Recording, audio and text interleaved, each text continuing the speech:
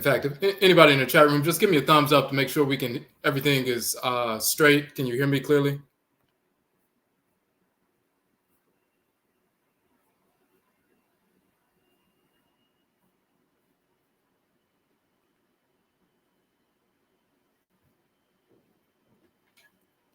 All right.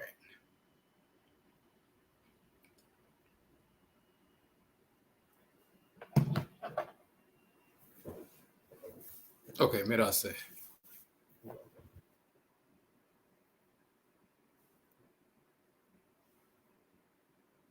Okay, so your GMO greetings, yet I say we thank you everybody for joining in. I'm Odwirafo Kwesi Radnembata Akan, Odwirafo of Akwamuman Amaruka Tifimu, the Akwamu Nation in North America within Ojiraman, the purified nation, Afurakani, Afurite Kaitnit African people in the Western Hemisphere. So we just wanted to jump back on here and go into some detail about a specific topic. You see that the name of the show for tonight is NEBT Het Akua.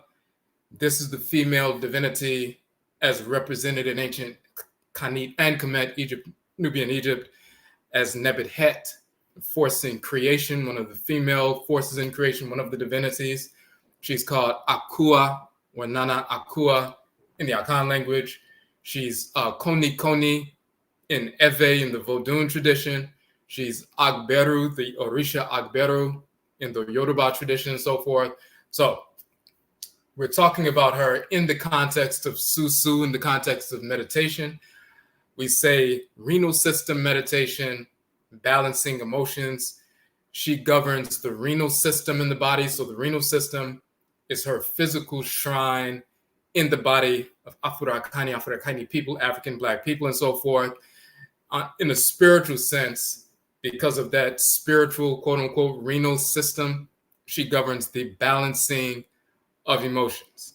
You can't balance your emotional energetic output without, in a harmonious way, without invoking NEBT Het, or also called Akua. So we want to get into that in some detail and show some comparisons across Afurakani, or African Black cultures to show that it's the same divinity, no matter what, ethnic group on the continent as well as in the Western Hemisphere that we come from. Same divinity, but our capacity, when people are talking about balancing emotions and balancing hormones and so forth, if you're not instinctively or deliberately, consciously or unconsciously invoking NEBT Het Akua, then you're not able to balance emotions. Clearly, our people are not really in alignment with that because many of us manifest imbalanced emotions at various points, and the decisions that we make and the issues that we have. Imagine if the vast majority of adults in our community were able to balance their emotions, how many conflicts would not manifest, how many proper decisions would not go overlooked and so forth. So balancing emotions, of course, this is something that we teach our young people at the time of, manhood and womanhood training, Oberima, Obaatan training, rites of passage and so forth. So by the time you enter into adulthood, one of the main things you know how to do, not just like you manage your physical health, you manage your spiritual health, you manage your emotional health and so forth. That's a key component of just being an adult, but we don't get that kind of proper instruction because we're not typically rooted in our own culture. So then we end up leaning upon Western notions of what's correct with regard to psychology and so forth, and we get a great deal of misinformation and false guidance. So let's get into the topic. So first, let me switch over. And of course, if you have any questions, you can post them in the chat room as we get to the question and answer session.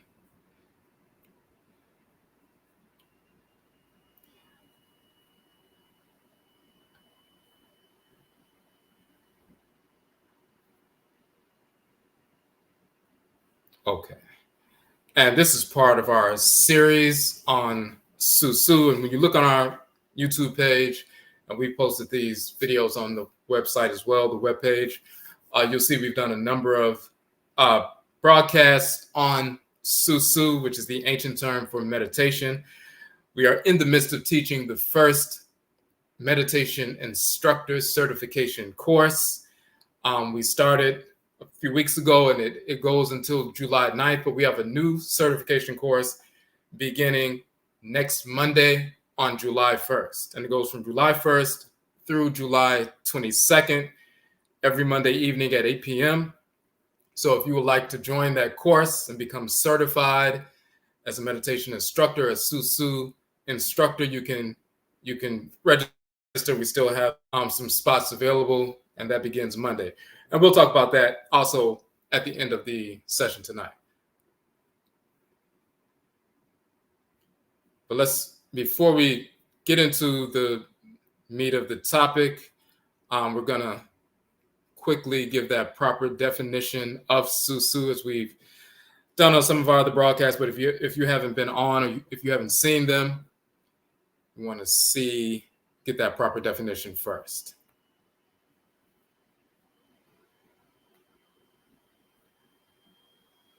This is one of the first things that we introduce in the course for those who will be, becoming certified as a meditation instructor. And you can go to different businesses and organizations and schools and community centers and cultural organizations and teach, a meditation session for 20, 30 minutes or an hour, and you can get paid for that. This is why we have the certification course. So people pay, $100, $200, $300 for someone to come out and conduct a meditation session with youth or adults in places of employment to enhance productivity, reduce stress, reduce anxiety, and so forth, in schools to enhance learning outcomes and so forth, in community centers or human services agencies to assist people who are, trying to get back on track with their lives and so forth, groups, whether it's drug prevention or, group therapy and so forth. They'll have someone come out and maybe once a week, conduct the meditation session. Your certification will allow you to have that credential so you can go in and get paid for that, conduct that half an hour session and so forth, and impact the community positively as at the same time, engaging in entrepreneurial activity. So one of the first things we teach, we give a proper definition of meditation. Of course, meditation is an English term, but we show the etymological roots of the term and we give the proper definition. So when you look in the language of the Akan people of today's Ghana and Ivory Coast,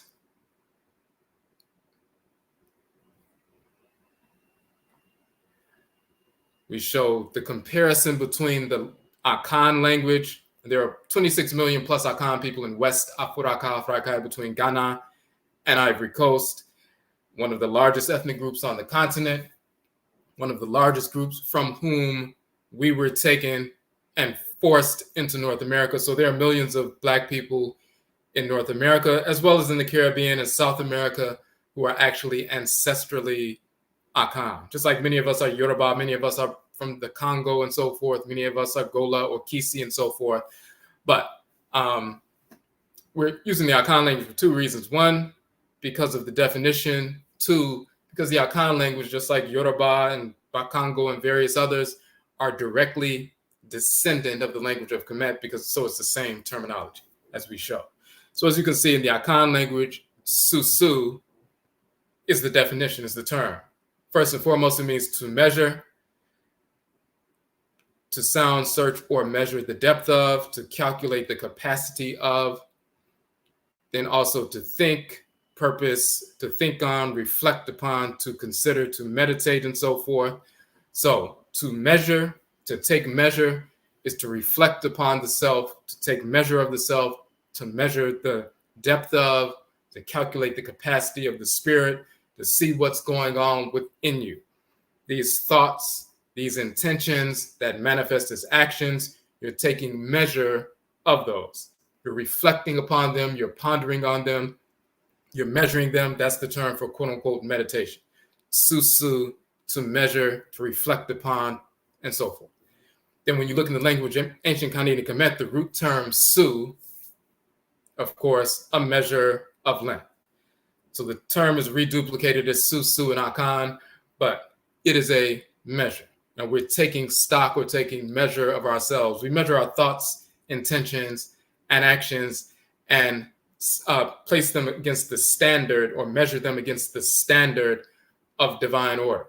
And if our thoughts and intentions and potential actions are out of harmony or out of alignment with natural order, then we engage the ritual process to realign ourselves, purify ourselves, and get back in alignment with divine order. That's our ancestral culture. So now, and we give this definition so that people, when you mention meditation, people have all kinds of definitions that they've heard, false definitions, misinformation, throughout the course of their lives and so forth. So when they hear the word meditation, they get a number of different answers. But when you give a proper definition, a term, Susuw, an ancient term that predates the Europeans, predates any ritual practices in India and so forth, when you give these ancient terms and then you give the proper definition, that is the only definition that people have. So they won't associate Susuw with a bunch of different forms of misinformation. So we look at the term meditate, the etymological root of the term. When you look to think abstractly, engage in contemplation and all that, they'll say that the Proto-Indo-European, which is PIE root, med, and med means take appropriate measures. So in Akan, Susuw means to measure. That also means to meditate, to reflect upon.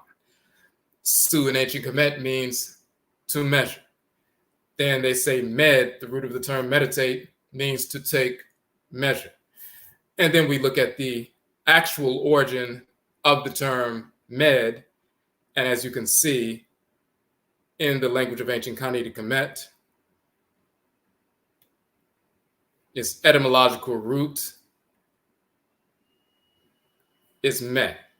And as you can see, the term meh, they will define it as the cubit, and also meh and su, the royal cubit. That's an English translation of the ancient Kemetic term meh. That is the central unit of measurement in ancient Kemet, the meh, the measurement. So it's like inches and yards and so forth, and feet are the units of measurement in English. In ancient Kemet, if you're going to build a road, build a temple, build a shrine, build a tomb, build Meru pyramids and so forth, the central unit of measurement is the meh. Later in English, they call it the cubit, but it's the meh. So meh means the central unit of measurement. Meh became corrupted into med in Proto-Indo-European, to take appropriate measure and so forth. And that's the root of meditate and so forth. So even their terminology is not really their terminology, it's our terminology. Now, and as we said before, when you meditating or contemplating upon, reflecting upon, pondering upon, going internal to take measuring your thoughts and intentions and so forth.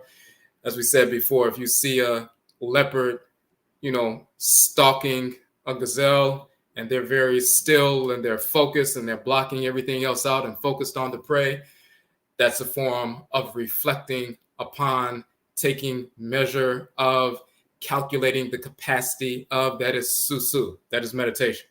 When you're reading a book and you're focused and you're pondering upon what you're reading and you're taking that information in and blocking everything else out, you're measuring the depth of something, you're calculating the capacity, you're taking measure of the terms, their definitions, the meanings, and putting them together. You're engaged in meditation. When you fall asleep, you're focused internally, you're measuring thoughts, intentions, conditionings that are manifesting in dreams and so forth. Anytime you're focused and pondering or reflecting upon something or contemplating, that is a form of Susuw. We can meditate just like you can meditate in a secular fashion or a ritual fashion. Just like you can sing in a secular fashion. If you won some money, a large sum of money, you started singing about the money, you're singing in a secular fashion. Or you can engage in ritual song as part of an ancestral religious practice. You can dance because you are happy about some event that took place in a secular fashion.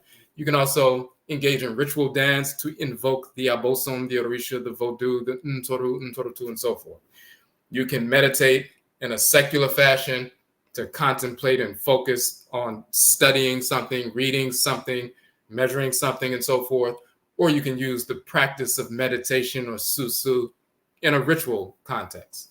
When we're teaching a certification course, we focus on the secular expression, no different than teaching someone Pilates or some form of exercise that benefits them in a tangible way immediately. But if they would like to learn more, then we can teach them, of course, the ritual aspect. Now, so let's switch back.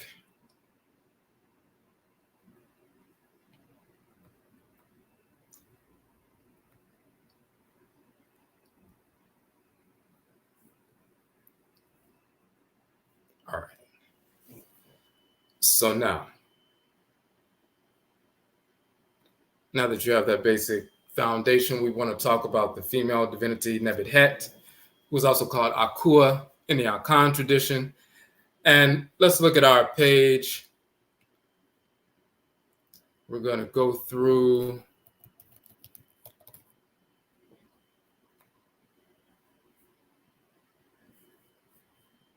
our Akradin Bosom page on our website. And this, by the way, this is one of the images of NEBT HET that I took when I was in Kemet. I conducted a study tour a couple of years ago, took a number of people to Kemet and so forth.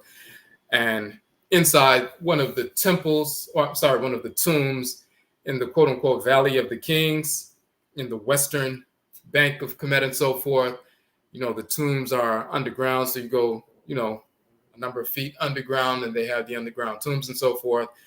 And then you see the various murals and reliefs and so forth of the forces of nature. And this is NEBT HET. This is actually took this picture on my iPhone. All right.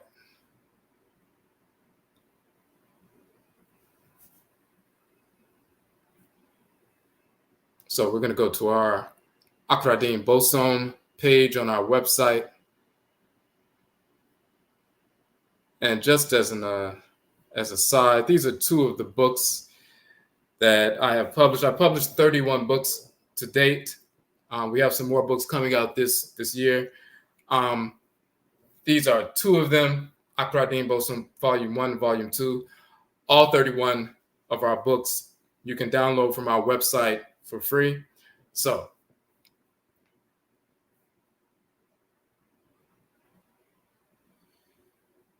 But the Akradin Bosom page, what we have on this page, we're dealing with the forces in nature that govern the solar, lunar, and planetary bodies that govern the 7-day week. So the 7-day week did not originate in ancient Sumer. It didn't originate with Europeans. It didn't originate amongst the fictional group called Hebrews and so forth. We've had the 7-day week for thousands of years before Europeans existed.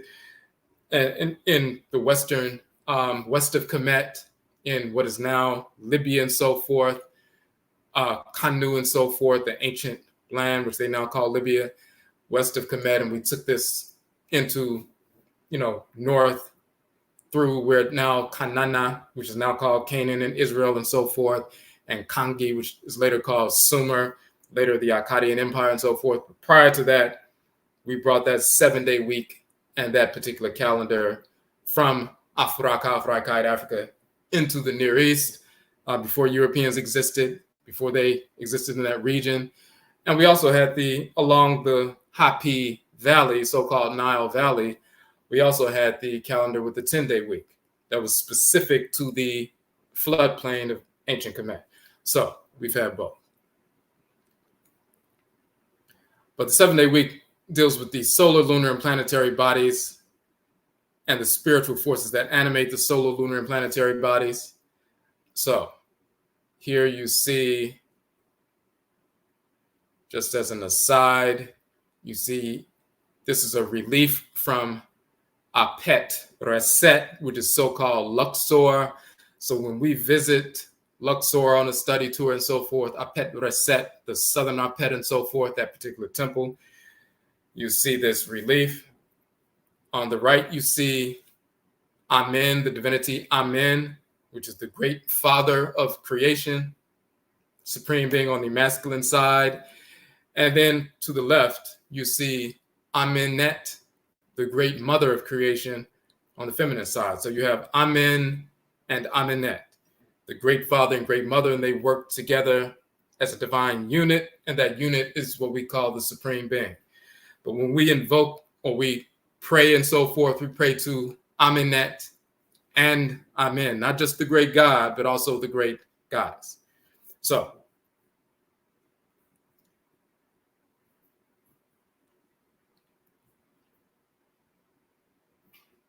but you'll notice in Akan culture, for example, you'll notice that Akan people have what they call Dadin, or so-called day names, also called Kra Din, or soul names. So when you see someone born on Akwesida or Awusida Sunday, the divinity that governs Sunday on the masculine side is Awusi, feminine side is Esi. So you notice that females born on Sunday are Akoswia or Esi or Kosua. On the male side, they're Kwesi or Akwesi or Kwasi and so forth. If someone's born on a Friday, Kofi for males, Afua or Afia for females. If a woman is born on Wednesday, a female is born on Wednesday, she's Akua. The male is Kweku. Monday is Kojo for males, Ajua for females. Tuesday is Kwabena for males, Abena for females. Thursday is Yao for males, or Kwao. For women, it is Ya or Abba. And then Saturday, you have Kwame or Kwamena, but typically Kwame. And then for women, it's Ama or Ame Meniwa or Ami and so forth. So we're not just named after the days of the week. We're named after the spiritual forces that animate the solar, lunar, and planetary body that governs that day. And that's what we're laying that foundation just so we can show who's who. So, for example, since I was born on Sunday, which is Awusida, that means it shows the community when I'm born on that particular day. That is the Da, or the day of the divinity Awusi.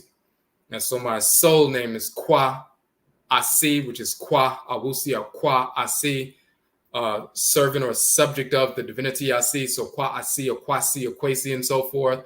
I'm a child of the divinity Awusi. I bring that energy into the community. A female born on Sunday is Esi or Akoswia, and she's a child of the female divinity Esi, who is called Aset in ancient Kemet, while Awusi is called Asar and so forth. So depending on the day of the week, you're born into the world, that's an indication that you were assigned, your spirit was assigned to a specific divinity before you incarnated in the womb. And since you were assigned to that specific divinity and carry that specific force, if you're assigned to a fiery divinity, you're going to have a fiery energy, and you bring that fire energy into the community. If you're born on a certain day, that indicates to the community, oh, he was assigned or she was assigned to this specific divinity in the spirit realm, and therefore that divinity made sure you were born on that specific day. So let me switch over. So here we just do a quick little chart to show the correspondences across cultures. And you'll see Sunday is Awusi in Akan. That divinity is Obatala in Yoruba. He's called Dangbe in Vodun. He's called Asar or Asari in ancient Kemet. Ajua is the female Abosom divinity of Joda, Monday, the moon, and so forth. She's called Odua, the wife of Obatala in Yoruba, Odua. She's called Minona in Vodun. She's called Aset in ancient Kemet.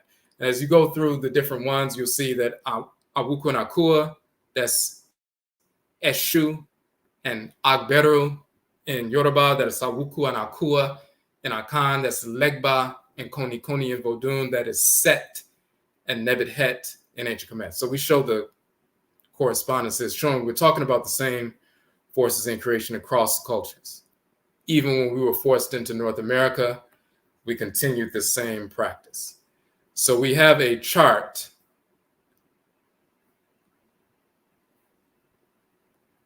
So you have the solar, lunar, planetary bodies, but the spiritual force that animates, just like you're a physical body, but you have a spirit animating your body.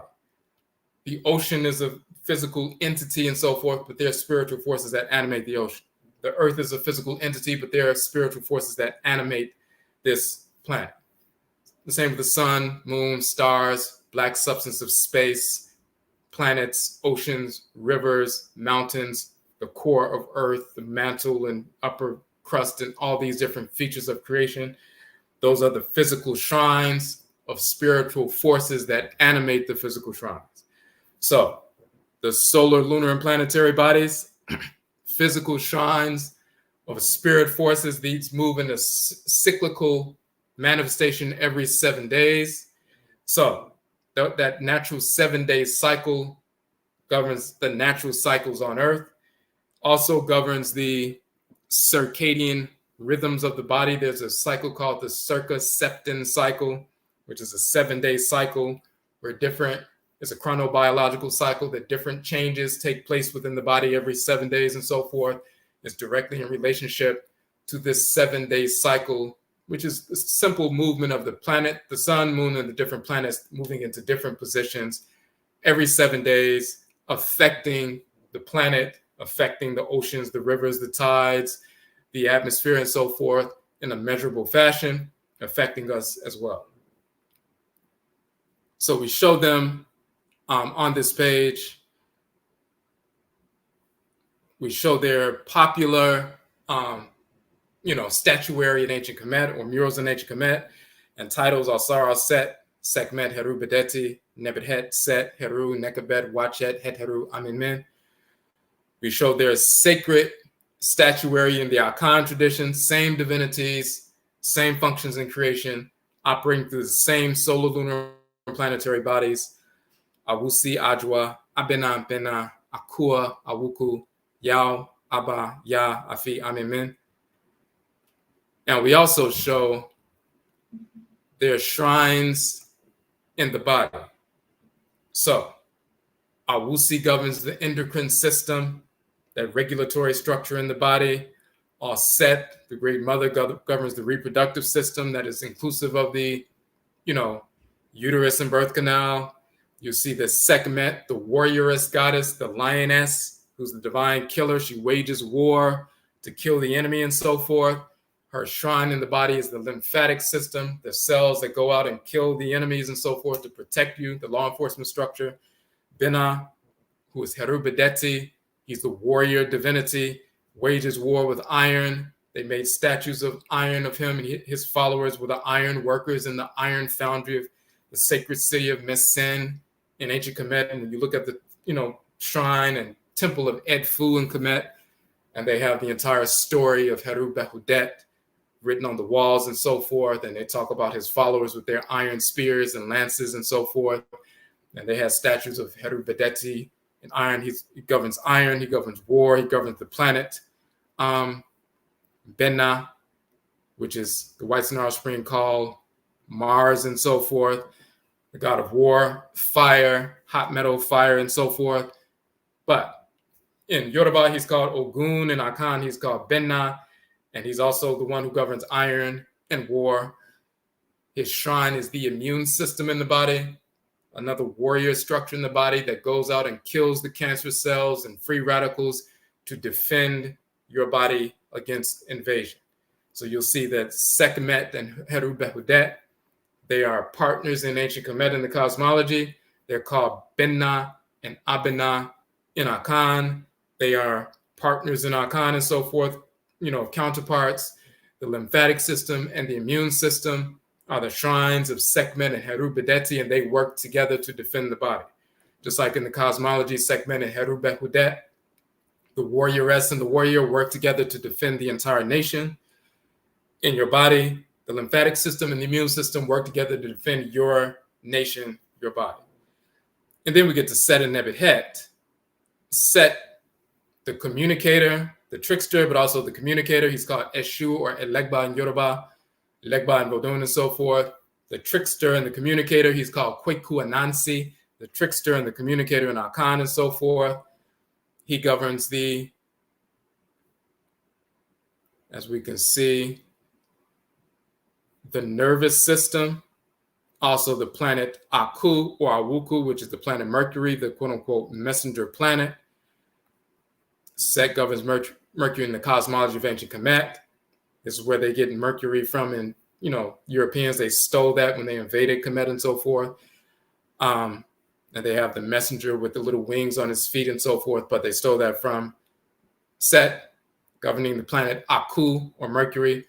He's the communicator. So the nervous system is the communicative structure that sends the messages to all parts of the body. That is the great communicator. That is enshrined in the body. As Kwekua Nansi, the great spider and so forth, he weaves a web of energy of Tumi that permeates all of creation and sends energy through that web of communication to communicate with all naturally created entities in creation. And then we have NEBT HET, and she governs the renal system. So now we can get into some details about her and what our session is about tonight.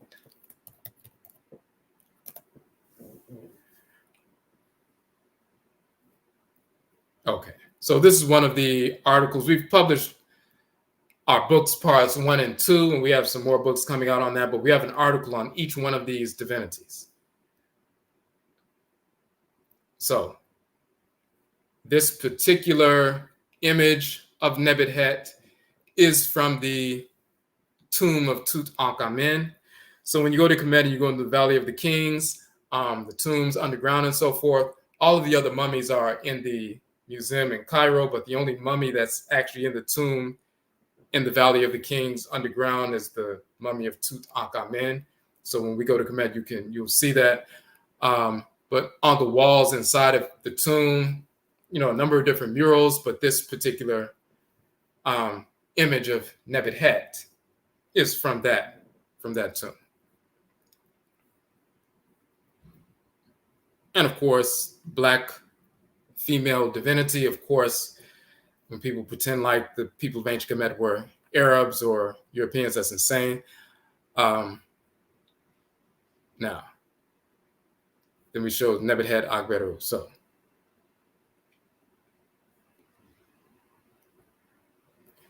So Akua, as she's called in the Akan language. Hold on 1 second.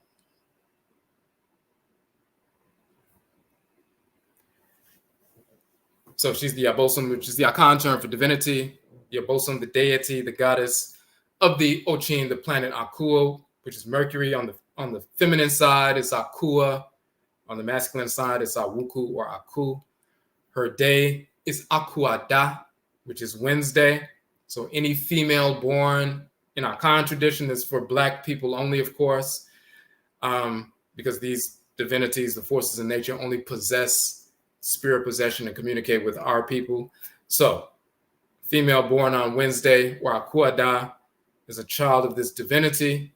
So she makes sure, if you're assigned to her pre-incarnation as an ancestress, being ready to be sent into the womb of one of your descendants so you can be born in the world once again for the first time in a couple hundred years, you're assigned to this female divinity. You carry her energetic signature. So she's going to make sure that you are born on her day, on Akuada, to indicate to the community, oh, this is a child of Nana Akua. Even if there are birth complications, she's still going to make sure, even a cesarean section, she's still going to make sure you come out on Akuada on Wednesday.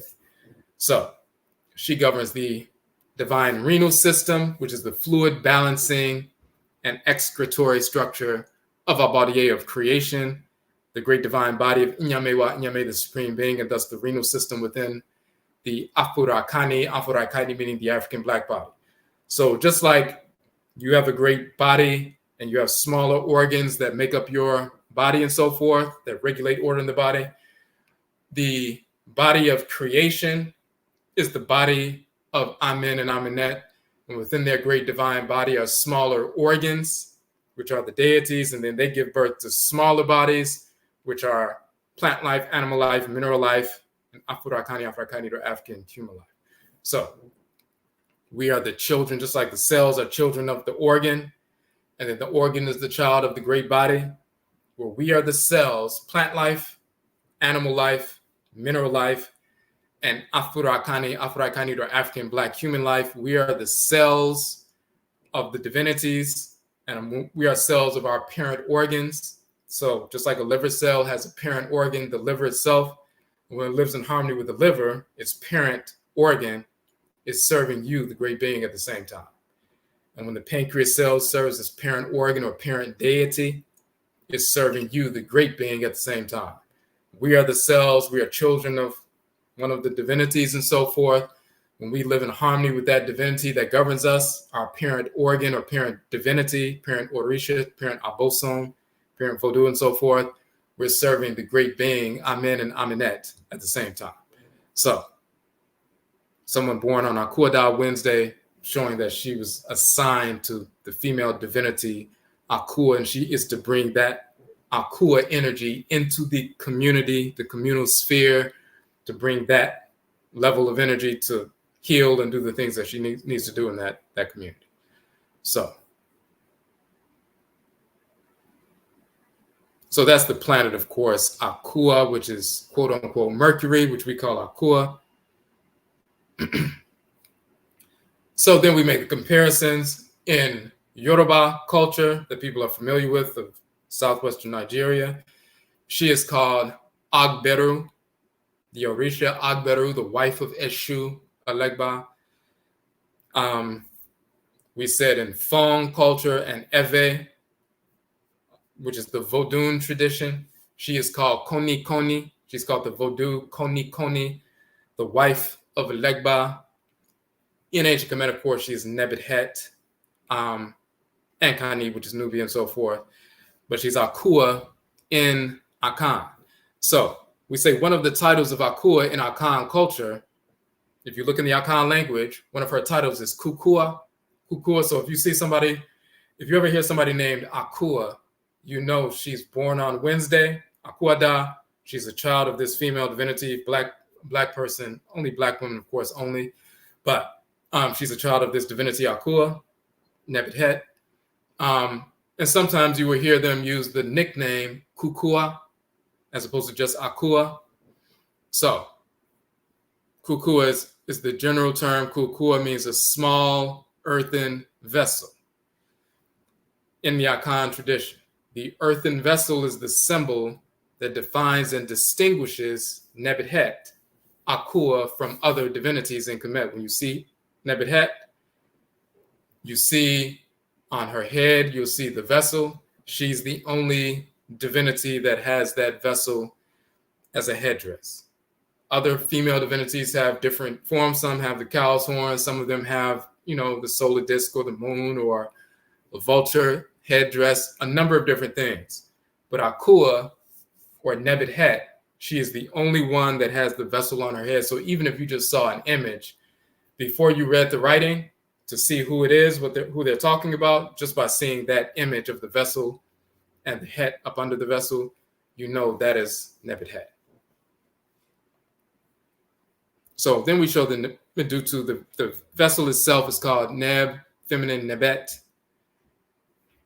The term Neb or Nebet means head, chieftainess, mistress, great lady.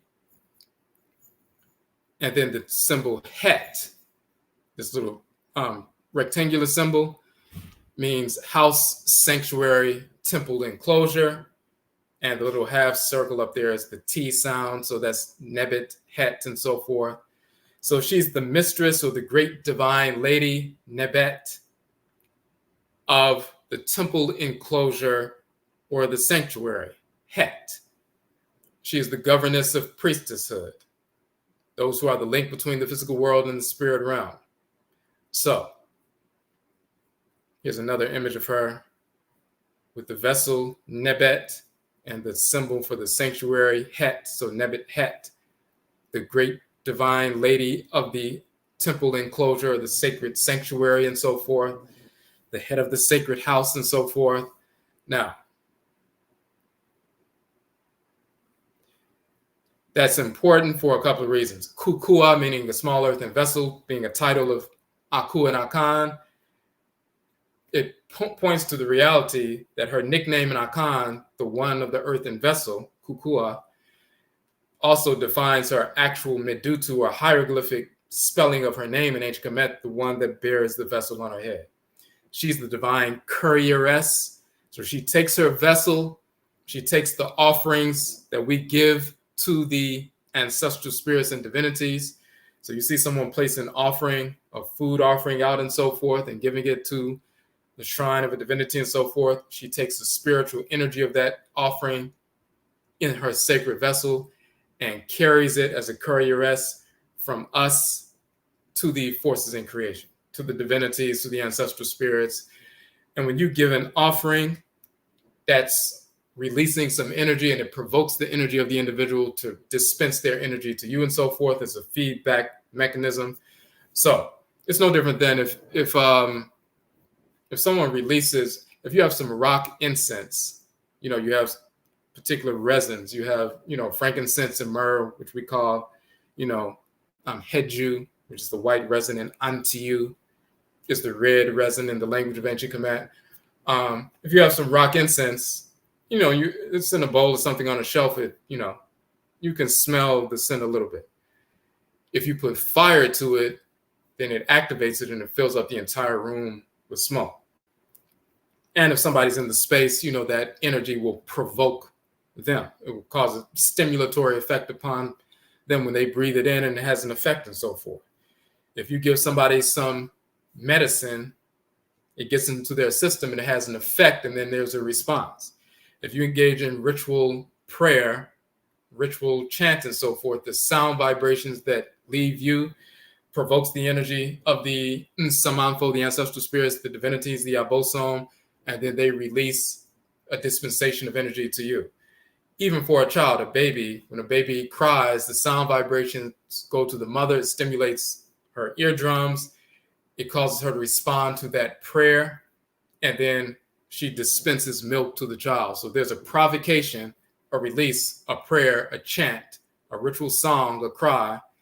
The sound vibrations provoke the great being that the baby is quote unquote praying to, and the great being responds by releasing life-giving, life-sustaining energy or milk. So when we engage in ritual prayer, a ritual chant, a ritual song and so forth, or a ritual dance, when we're moving and so forth and releasing energy from our physical and spiritual bodies out to the forces in creation, that energy pushes or provokes them to respond in kind. As long as we're in harmony with order, we're not projecting anything discordant or negative, and they would dispense their energy to us to replenish our energy, empower us to move forward and overcome whatever obstacle we have in our path.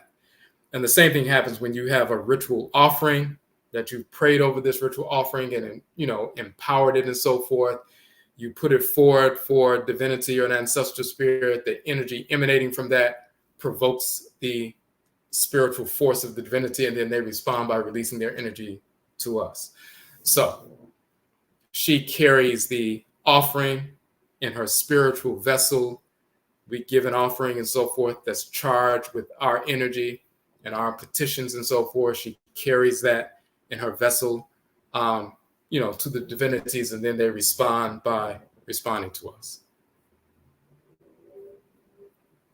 So that's what we're explaining in that particular section. And that becomes very important with regard to the vessel, especially in the context of the vessel being on the head and carrying some heavy energy, because, we're going to get into emotional balance, and having something heavy on your head and balancing something heavy on your head. And if things become imbalanced, then, things can become a problem. There's a way to rebalance yourself. So we say in Akan, this basket is an earthen vessel called Kukua, which is a title of Akua. And then there's also a term in the Akan language, Akua with two A's, which means a recess in a courtyard, a small courtyard behind a house.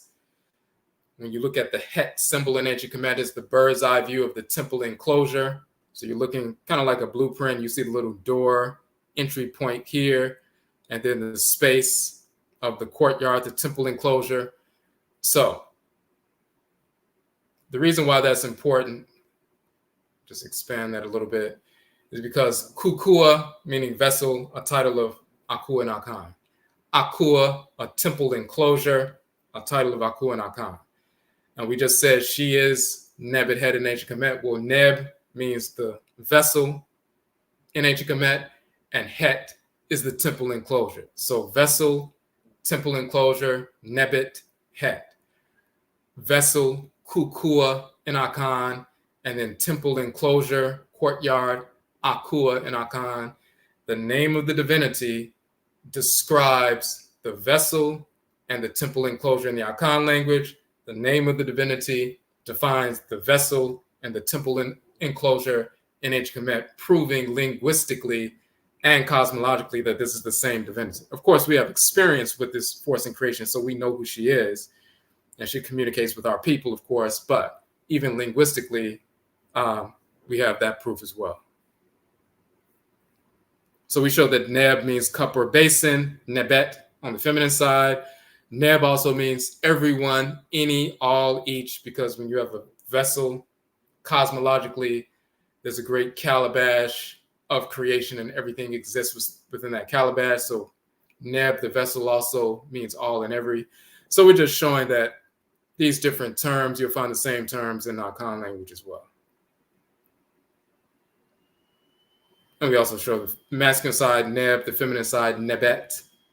So master, owner, possessor. On the male side, Neb, Nebet, master, owner, lady, mistress. Mistress in the sense of masteress, not mistress in the sense of, somebody cheating on somebody, but the female master or owner or possessor, masteress or mistress and so forth. So we go through some of that linguistic information, but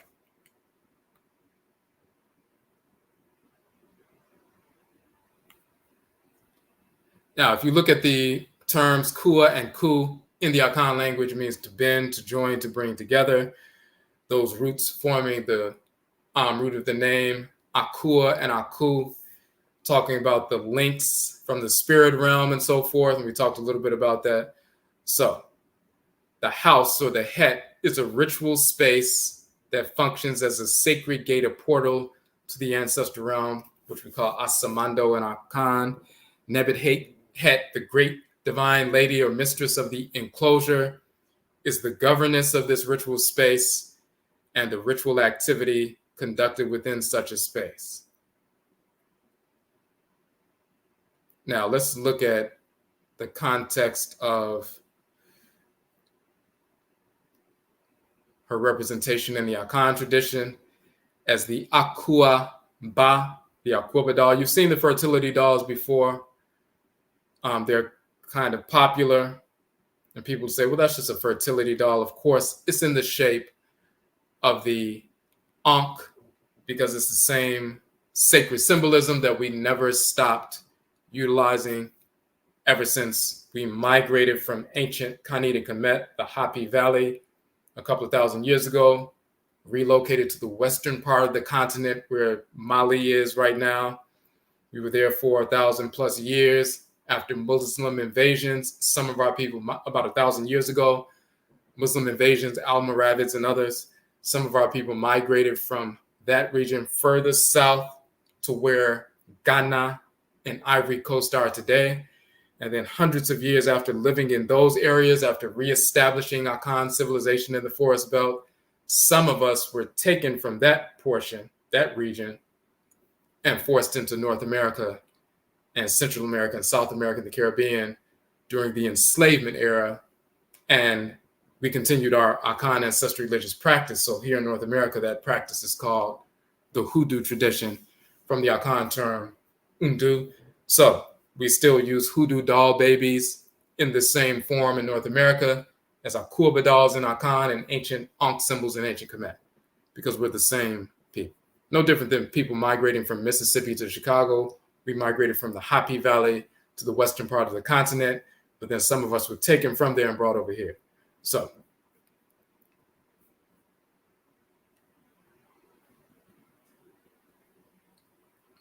now, Ba means child. So this little fertility figure is a child, a Ba, of Akua. And they would utilize this particular form. One of the stories is about a woman who wasn't able to get pregnant. She went to a ritual specialist in Okomfo, someone part of the priestesshood and so forth. And they ritually prepared this kind of fertility doll, had the woman tie the doll to her back, just like you would tie a baby to the back and so forth. She's invoking the spirit of the female divinity Akua, who's a mother divinity. And then it stimulated her womb to realign her womb and heal her womb and so forth. And she was able to get pregnant. And even today in Ghana, when someone wants to get pregnant, you'll see them carrying the fertility dolls or the Akua Ba around and so forth. Now, one of the root names of the term, definitions of Kua, is plantation, a farm, or fertile land. So that has to do with the fertility aspect. But you also see, for example, you'll see Anpu, the divinity, placing the Ankh at the nose of the sovereign who is transitioned. That's his spirit and so forth. So it's a funerary function for the Ankh as well. It's a fertility function to stimulate, birth and, smooth out that process. But also when someone transitions, the Ankh is used to enliven the spirit and embolden the spirit. So it's a strong spirit so it can move to the ancestral realm without being pulled in negative directions by wayward spirits that will pull them away from the powerful ancestral community. So there's a funerary function as well. And you'll see in ancient Kemet, well, in the Akan tradition, you'll see the fertility aspect of Akua, but then there's a form of the Akua structure, which is this one, as you can see, which is used in funerals and in cemeteries. And these are the funerary Akua sculptures. And they're in the same form as the NEBT HET symbol on her head. So there's a funerary function and a fertility function.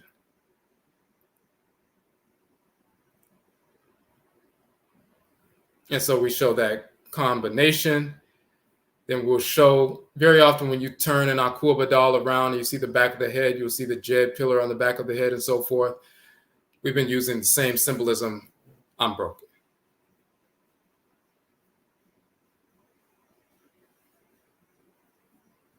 All right. And just to give some further definition, very often people see an Ankh in Kemet as a talisman structure.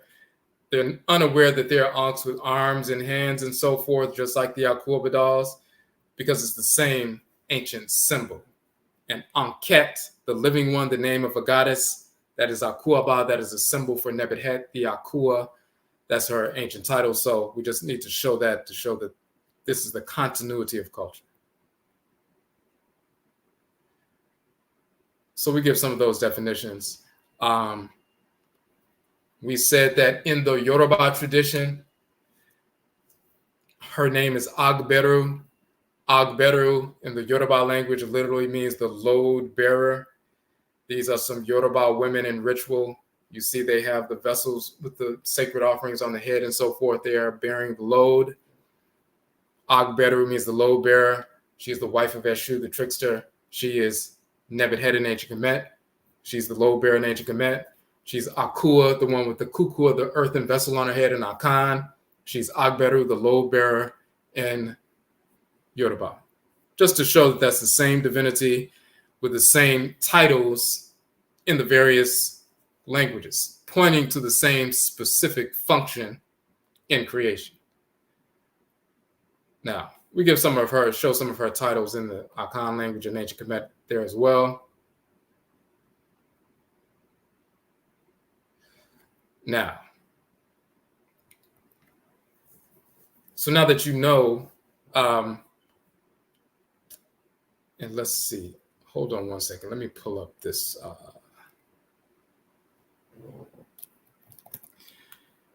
Pull up one of these images that we posted a while back.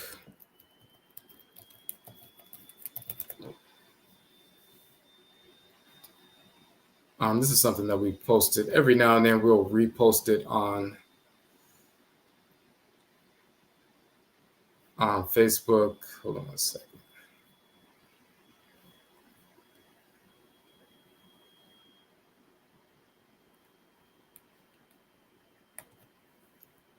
Just going to screenshot it real quick just so you can see that.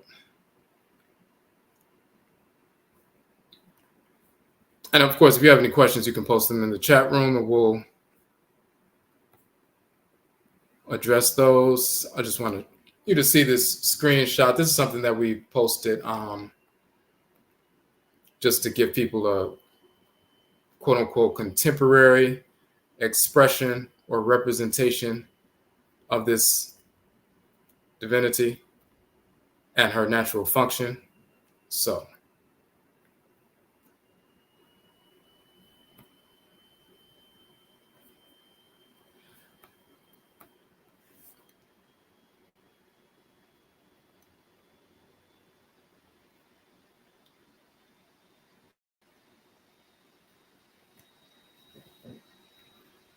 you see the Fulani woman carrying the great vessel and the little post here to hold the vessel up. But this is that ancient function of Akua. Now, of course, you're going to take you have this great vessel carrying something of substance, something to feed and purify and cleanse, whether it's food or medicine or sacred water to purify. Food is strengthening. Food is purificatory. Medicine is strengthening. Medicine is purificatory. Water is cleansing and so forth, purificatory and so forth. So whatever's in that vessel, strengthening, but also healing and purifying. And in the spiritual sense, she carries the ritual invocations, the ritual prayers from us to the Abosom and Unsamafo, the deities and ancestral spirits, for ritual invocation, and it's purificatory and it's strengthening, cleansing, and so forth. Now, let's get to, let me switch back over.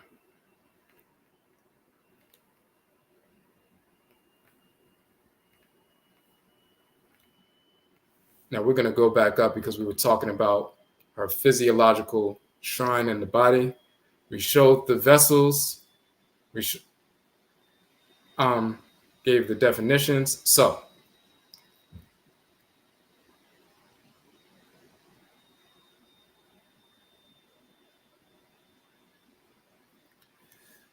we said that she is the NEBT, the masteress or mistress or great lady NEBT of the Het, of the house, the sanctuary, the sacred temple enclosure, and so forth. So we say within our Ochim planet, the Het or house is the sky, which is the gateway, the link between the physical and non-physical realms. So she's the gateway. She's the courieress going from earth to the heavenly realm, spirit realm, carrying our prayers back and forth to the physical realm, to the spirit realm. She's the link, ku, meaning link to join and so forth. On earth, the physical space, this atmosphere and so forth surrounding earth. Between the earth, you have the atmosphere, and then the black substance of space where all the suns, moons, stars, planets, and these sacred powers, forces are dwelling. And the go-between space is the atmosphere. And so the Het or the house is the sky, which is the gateway, the link between the physical and spiritual or non-physical blackness of space. The clouds are the Kukua, which are vessels in the sky. The Nebet, or the vessels in the sky that contain ritual offerings. When the clouds become full and dark, they offer rainwater to nourish and cleanse. So the cloud is a vessel. When it gets filled up with quote unquote water, then it drops the water and purifies and cleanses the area and replenishes streams and so forth and carries energy and so forth. It's a powerful happening. Now, the clouds are the vessels. They are the kukua. They release the rainwater to nourish and cleanse. NEBT Het is called the nurse mother or wet nurse of Heru. while Set is the birth mother of Heru. So sometimes you'll see that we have wet nurses and so forth that nurse the children and so forth. NEBT Het is the wet nurse and so forth.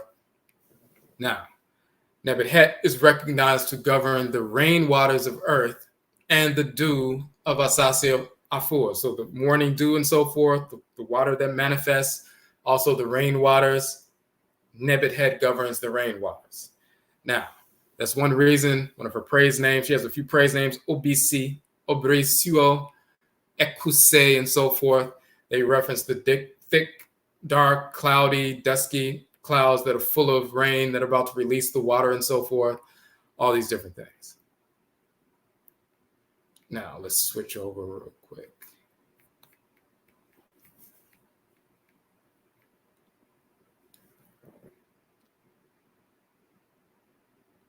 And we also say, of course, rainwater fills the space of the sky, droplets become couriers of messages, energy from heaven to earth, and so forth. Now, rainwater is a redistribution of resources on earth. The dry areas that are not close to the lakes and streams, rivers and oceans, derive a great benefit from this redistribution. So she's redistributing, and our livelihood and existence is dependent on her redistributing. If you're living in a desert region, you're dependent on rains happening somewhere that's going to redistribute the water.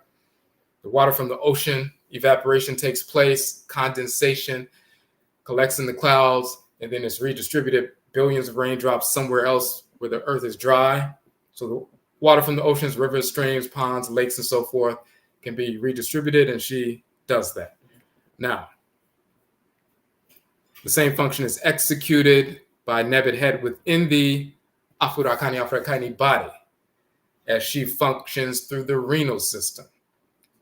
The renal system, whose major organ is the kidneys. The kidneys, ureters, and bladder, and so forth, that is the renal system. It's the fluid balancing system in the body. It's the mineral balancing system in the body.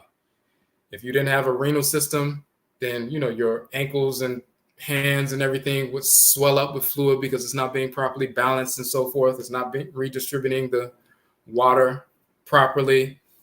If you didn't have a properly functioning renal system, kidneys, then the mineral balance, electrolyte balance, or mineral balance in your body would be off, and you have all kinds of illnesses and so forth, including kidney stones and other different kinds of things. But it properly balances out the minerals in the body, just like it balances out the water. So, same thing she does on earth, redistributing water and resources and so forth. She's doing the same thing with the vessels in the body. The kidney is the vessel and releases the water and rebalances. So, hold on a second.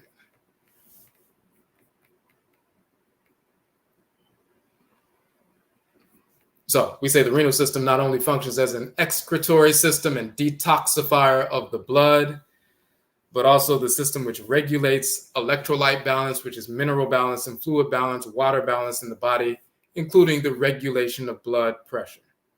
The regulation of fluid balance and electrolyte balance is nourishing, while the excretion of waste and detoxification of the blood is restorative. These functions reflect the fertility and funerary functions of NEBT Het. So you need something to detoxify. That's a healeress. When you go to a healeress, a priestess, and so forth, and they make certain herbs for you to purify you, and also detoxify, get certain individuals or circumstances out of your life, engaging in ritual to do so. No different than when you take medicine to purify the blood and so forth. The kidneys, the renal system detoxifies, purifies, eliminates, or excretes waste, but it also has the fluid balancing, water balancing, fertility function. So, and then we just show the images of, the kidneys and the, representative of the vessel and the Het symbol. And even when you look, in this region, the big nebulous clouds, the black clouds, the dark clouds, and so forth, the Odwirafo, the ekuse, as we call in Akan, you know the water is about to fall. You know it's about to be an abundance of rain. That means it's going to be purification, redistribution, and so forth. And things are going to be, back to normal. We're looking forward to the rains. Now, so we show that representation. The kidney is the vessel and all that. And we also show, in the Akan tradition, the Adinkra symbol, Bribi, Wosoro. And it means Nyamewa, or Nyame, the great supreme being. There is something in the heavens, let it reach me. That is the sacred symbol, Adinkra symbol. And of course, it is in the form of the two kidneys and so forth. There's something in the heavens, let it reach me. Release it and let it reach me. What's in the heavens, even physically? Those nebulous clouds of NEBT HET. And when she releases that rainwater, it's going to purify. We even capture rainwater in the Hoodoo tradition, not only for purification, but also for divination as well when we engage in water divination. So that sacred rainwater is important as well.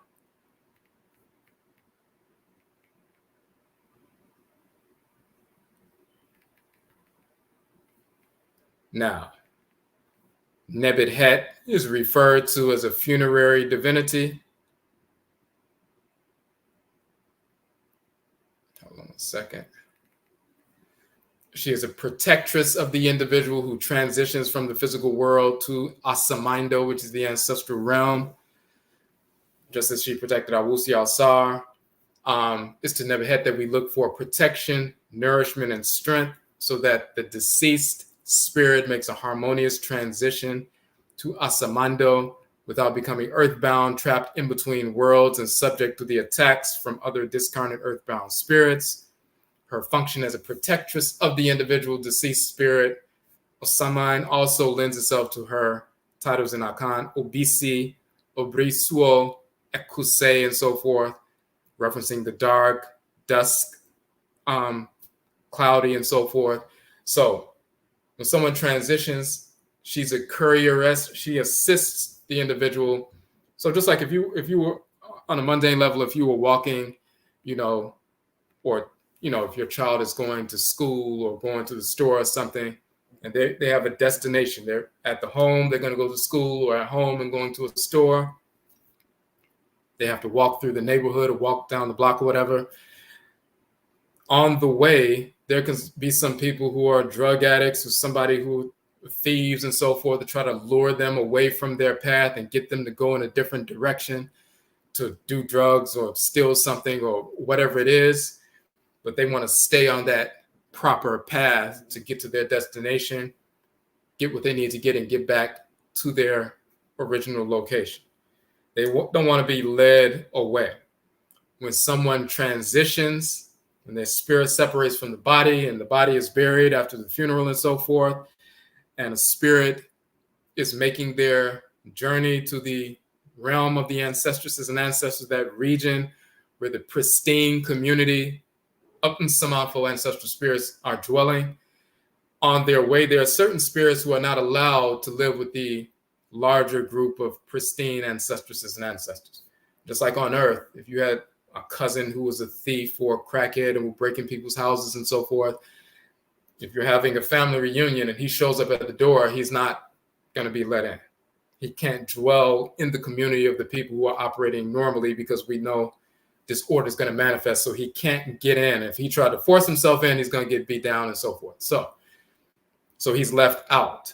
In the same fashion, when some people are spiritually discordant throughout their lives as adults, when they transition, they are repelled from the larger community of the ancestresses and ancestors, and they are earthbound. They're hanging around the spot where they were murdered, the spot where they died, the spot where they were in the hospital, or certain other places that they frequented. They're earthbound spirits. They're not allowed to get to the, positive, powerful community of ancestral spirits. If they try to move in that direction, they get repelled. Just like if you have two magnets with the same, polarity facing on a table, they will push the other one away even before they get a chance to touch. If you're operating in a frequency of discordant energy, you get repelled. So they're earthbound. They're hanging around. They're suffering, just like a homeless person who's, doesn't have a home. They're sitting near a bridge, or they're sitting by a building. Every time you walk by, they may ask for money, or they may lash out and yell and scream and so forth. And they may be doing that for years because they're out of order. When someone like that transitions, spirit is earthbound, discordant. So you have a number of people who are earthbound spirits and are suffering in the spirit realm for decades before they reincarnate. And when somebody transitions, when they're making their way to the ancestral realm, they can encounter these individuals who would try to pull them away from making that proper journey. Just like when they were alive on earth, some of those people try to pull you off the path and make, hey, you want to go smoke this? Hey, you want to do this? Or try to rob you or do whatever. NEBT Het, when we invoke her, part of her role in the funerary capacity is a protection for the deceased spirit, so they can make that journey easily directly to the ancestral community without being pulled in different directions. So that's what we're talking about in that particular section. Even in the pyramid text, earliest religious text in existence, there's a section that says ascend and ascend, ascend and descend, descend with the NEBT Het, sink into darkness with the night boat, ascend and descend, ascend with Aset, rise with the day boat. And what that text is referencing, when you see the boat of Ra sailing across the sky with the solar disk in the boat and so forth from sunrise to sunset, and he's sailing across the sky and so forth. Let's just show a quick image of that. Hold on 1 second. We have that.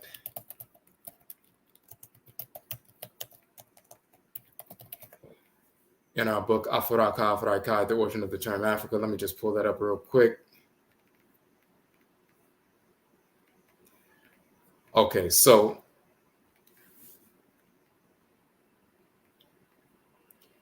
when you see,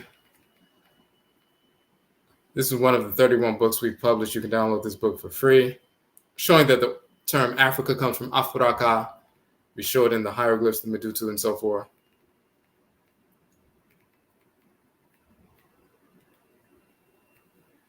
So you see the boat of Ra, the creator of the universe, with the disk of the Aten, the sun. So the sun rises in the east and sails across the sky in the great boat and sets in the west. Set is in the day boat, but when the boat sets in the west and then they change boats and go into the underworld for the 12 hours of the night, and Ra changes from a falcon-headed divinity to a flat-horn ram divinity, and he's called Afura. NEBT Het is in the night boat and so forth, going into the underworld, the spirit realm, and she's a guide and so forth. As a courieress, this is what that text is talking about. All right.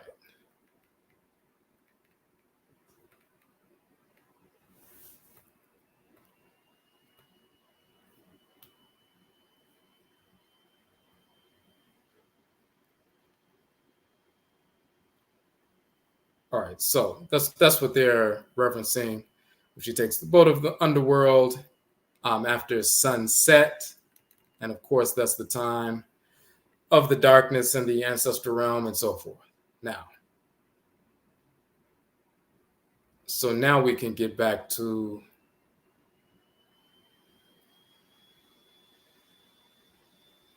this portion here.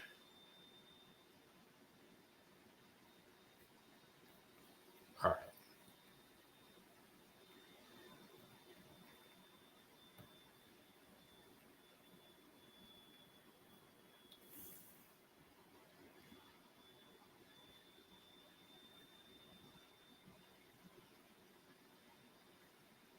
Okay, so this is NEBT Het, and of course you see her symbol Nebet, and then Het, the vessel is Nebet, and the rectangular sanctuary is Het. You see her in that kneeling posture with her hands over the heart and so forth. So when we're talking about the renal system rebalancing the fluid system in the body, the water, fluid balancing system, the water in the body, balancing the water, Water is associated with emotions and so forth. Balancing the mineral life, the electrolyte balance in the body and so forth. Also detoxifying, purifying the blood, excreting waste. So in your spirit body, if you're excreting waste, you're invoking NEBT HET. Through meditation, you invoke NEBT HET so you can excrete waste. She's the force, just like in your body. You make sure you have certain herbs and foods so your kidneys and your renal system is working properly so you can excrete waste properly and also detoxify the blood.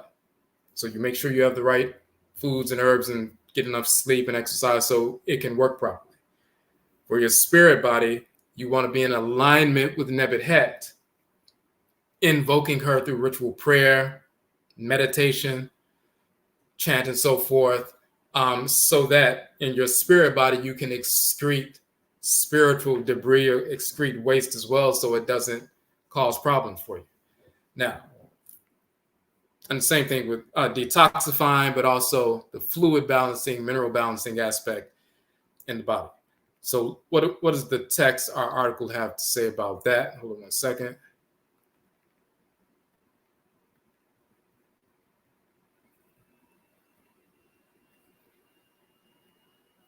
Now, those who are children of Akua especially, but then us in general, must recognize the value of effective ritual. She governs the ritual enclosure, which encompasses the independence of our proper functioning in the physical world and our need for nourishment and detoxification protection received from the Abosom and Nananom and Samanfo, the deities and spiritually cultivated ancestral spirits, ancestresses and ancestors in the spirit realm. So, we say those who have the Akradin or soul names Akua, and on the masculine side, Kweku, carry the energy of Nana Akua and have the capacity to participate in the regulation of divine ritual offering to Nyamewa Nyame the Abosom and Nsamanfo, the supreme being, the deities, honorable ancestral spirits, in order to harmonize our thoughts, intentions, and actions with divine order. Yet people that also have the capacity to engage in corrupt ritual and create disorder. So you have to be mindful of that. And the way you override that is to align your thoughts, intentions, and actions with divine order. That's our culture. Now, let me go down a little bit.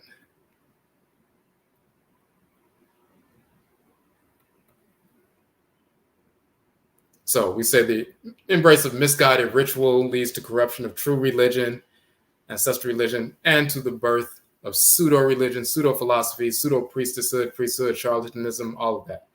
Now, when it comes to the notion of emotions, as the Abosom, who is the divine courieress, bearing a load on her head, Akua is governess of our emotions.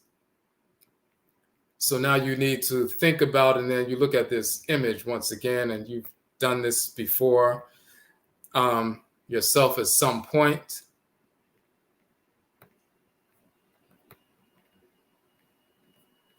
Now,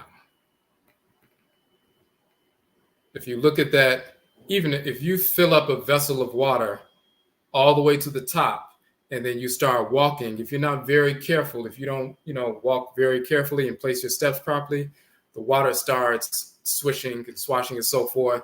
You have to be very balanced and focused to be able to carry the water and keep it still without it spilling, without it beginning to rock and so forth. And that's just carrying it in front of you. Imagine carrying, a vessel on your head like the sister here, full of water, and they will go all the way down to the river, fill up their vessel of water, place it on the head, and walk all the way back through the woods and so forth to get back to the village with the water without spilling the water. Balancing that load on the head. When it's perfectly balanced, it's not heavy, it's just balanced and it's there. But when you start swaying from one side to the other, then the water starts going back and forth. You can lose it, of course, lose the thing that's going to nourish you, replenish you, detoxify you and so forth, and balance you out. You can lose it if you're not balanced. It becomes heavy and so forth. So When you have something heavy on your head and you're not balanced, then it causes all kinds of problems. Now,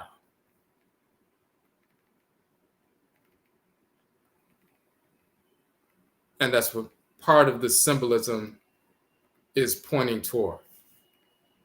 Now, she has the great load on her head. She's the governess of our emotions, what we have that we carry on our heads. As we nourish ourselves, nutrients are distributed throughout our bodies based on the need of our organs and organ systems. The renal system, governed by Akua, filters our body, maintains fluid balance. As we absorb energy streaming into us from creation, our body, harmonious energetic emanations are distributed throughout our spirit bodies based on the need of our spiritual organs and organ systems. Akua, NEBT HET, filters our spirit body and maintains spiritual fluid balance by excreting perverse, disharmonious, disordered vibrations and projections from disordered entities. This spiritual fluid balance is our emotional balance. Our emotional state is a reflection of our own spirit's energetic emanations interacting with, internalizing, and or rejecting the energetic emanations of entities of within our body of creation. So, of course, just like when you go outside, you have energy coming from the sun, as well as the moon and other planets. We know the moon has the effect causing the rise and fall of the tides and so forth. It's gravitational pull. It pulls on our 70+% water. Our bodies are 70+% water, just like the earth. So it can cause our tides to rise, meaning we retain more water and we become more emotional and so forth. We're impacted by the energy of plant life, animal life, mineral life, the earth mother, and so forth. We're impacted by all these different, created entities and the energy emanating from them, whether it's the energy of an animal, the smell of, a rose and so forth, the jet stream moving around the earth and so forth, the magnetic field of earth. We're impacted by all these things. We absorb that, and our body filters these things out, just like when we take in all kinds of food, gets in the system, but the renal system filters everything out, detoxifies, excretes waste, balances, fluid balance and everything else. Spiritually, just like physically, we absorb the energy of what's happening on earth. Spiritually, when we come in contact with individuals, their thought projections, their spirit projections projected towards us, we absorb that. Just like we go outside and whatever is, if something's burning and we're breathing, we absorb that in, but our system filters out the toxins. If we hear something, we hear the sounds, based on what's going on, we filter out what we need to filter out, we pay attention to what we need to pay attention to, and so forth. When we come in contact with individuals, physical and spiritual, living individuals or, deceased spirits who are hanging around, their projections, energetic projections hit us, we absorb them, but our spiritual renal system, which is NEBT HET, she filters out the projections from other individuals, ancestors, ancestresses, as well as spirits who are not related to us, who are hanging around. She repels, rejects. That's what your renal system, your spiritual renal system does. It works in that fashion, just like your physical renal system. You don't have to think about your kidneys, filtering things out. They do that because that's what they're designed to do. Your spiritual renal system, the shrine of NEBT HET in your body, it naturally and automatically filters out and rejects and repels negative spiritual projections that we absorb, filters that out, and maintains the spiritual balance, of the energetic projections that we need. So you have a spiritual fluid balance. And when you reject and excrete the spiritual waste, and you're not influenced negatively by other individuals or entities, and you take in the things you need to take in, then you have a spiritual fluid balance that's reflective of divine order. But if you're overrun by certain things, or you're not purifying, or you're not excreting properly, then you get overabsorbed by other people's projections. They trigger conditionings within you that have been unresolved, and then you have a imbalanced spiritual fluid within your body. Now,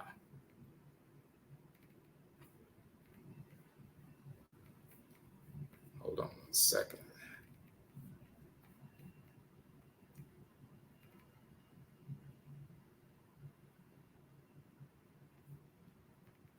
So I just want to make sure you didn't. Okay, so that spiritual fluid balance is our emotional balance, as we say. And the emotional state is a reflection of our own spirit's energetic emanations interacting with, internalizing, and or rejecting the energetic emanations of entities in and within our body. So, hold on a second. So, of course, we have other people, you have your own energy, your own thoughts, your own intentions that lead to your own actions and so forth. Then you also have other people's stuff coming in as well. Just like you walk through the world physically and so forth, you operate upon your own energy, but you're impacted by other things as well. So the balance between your own energetic emanations and the things that you're absorbing, that's your emotional state. If you absorb things and reject and filter out what you don't need and retain what you do need, just like when you eat food, you take the nutrients and so forth, but you excrete the waste. But if somehow your body doesn't excrete the waste and the toxins, and those just remain in your system, your body is filled up with waste and toxins and so forth, then you become ill. So you need to repair your organs and, get your immune system back in order. Same thing spiritually. Your spiritual immune system needs to be back in order. Your renal system spiritually needs to be back in order. So your own energy based on the energy that's coming, from outside to you, that interplay between that expansion and contraction manifests as your emotional state. Hold on a second.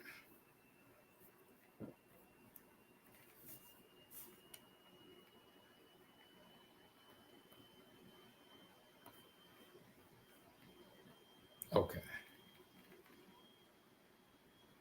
And then we say the absorption of perverse, disharmonious energetic emanations from disordered entities, physical and non-physical, leads to the perversion of our perception. We have not filtered properly because we have not rejected disorder. Thus, our kukua, or our basin, becomes a heavy load upon in our heads. This is the manifestation of emotional imbalance, corrupted energy and perceptions resulting from emotional imbalance then animates a disordered practice of ritual offering. So, hold on a second. So again, we need to, just like physically, you need to make sure your renal system is working. You take certain herbs to do that and engage in lifestyles that, a lifestyle that promotes health in that area. The same thing spiritually, because if we absorb perverse, disharmonious, energetic emanations and we take that to heart, then our vessel becomes full of toxins, it becomes heavy, we become imbalanced, and it manifests as emotional imbalance. And one of the ways that we overcome that is by invoking the divinity that governs emotional balance, invoking the divinity that governs the load that we carry on our heads.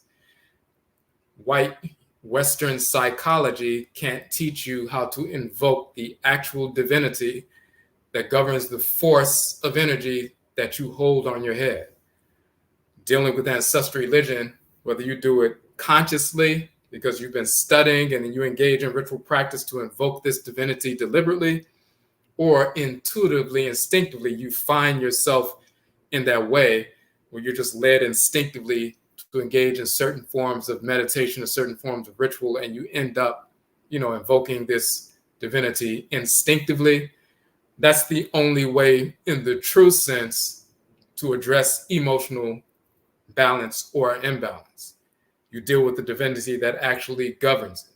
It's like if you have an issue, and it's diagnosed and it turns out that there's a problem with the liver or a problem with the spleen or problem with the kidneys and so forth, and you take the specific herbs to address that specific organ so it can get back to its proper functioning. You go to the entity that governs the issue. The whites in our spring don't know anything about these forces in creation that govern these issues. So they're going to sit there and talk to you, engage you in talk therapy and, cognitive therapy and so forth. And if your behavior doesn't change or it's not masked, then they're going to, prescribe some medication that's going to cause even more problems for you. And you'll be going back and forth to therapy for weeks, months, years, sometimes, wasting your time, as opposed to invoking the actual divinity who has a shrine in your body and invoking her fully, aligning with her energy and so forth, following that direction and eradicating that imbalance within your system. And this has always been part of our ancestral religious practice for thousands of years up to this very moment. So, and once again, she has her shrine in your body is the renal system. She has her own name in the various Afro-Akani cultures across the continent, wherever we exist in the world. So this is part and parcel of our culture.